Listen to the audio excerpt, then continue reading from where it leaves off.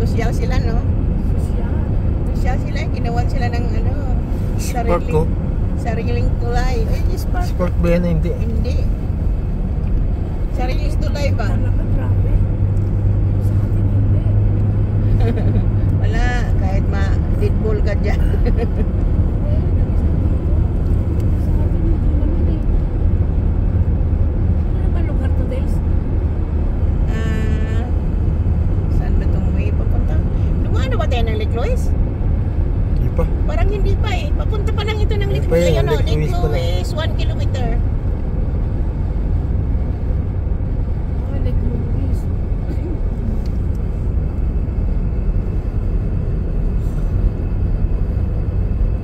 Isudaw naman kasi itong isa. Papunta yan sila ng Lake Louise.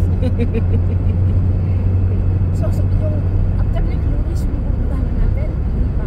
Ayun, lampas tayo ng Lake Louise eh. Alam, ang ganda. Sa Emerald Lake, nakapunta ka na? Saan? Emerald Lake? Parang hindi ko maganda. Pupunta na kami na natin eh.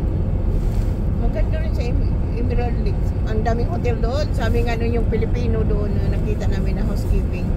Sabi ko, magkano ba ang ano dito? Sabi na, winter kayo pumunta. Namumura, nagbaba daw sila ng ano, ng presyo sa hotel. Pero ang nagkantaran yung ano talaga, yung Marine Lake. Punta ka na ba doon? Ay, hindi ako. Nagpunta na kayo isang beses. Kami ni ate noon, hindi nakasama si daddy. Pero hindi ako umakyat doon sa pinakataas. Sa Marine Lake. Ay, ang hirap naman pumasok ngayon na hindi na makapasok ang sasakyan. Noon, pumunta kami sa... Noon kasi pumasok kami naman, nagsasakyan kami. Nung pumunta kami sa Lake Piliwan at saka sa klase, pumunta kami doon.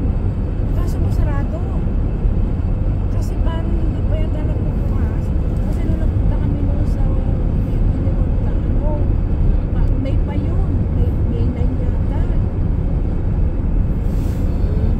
So hindi kami nakapasok. Ay, kami nga rin eh. Nag-overnight kami ni daddy sa Canmore.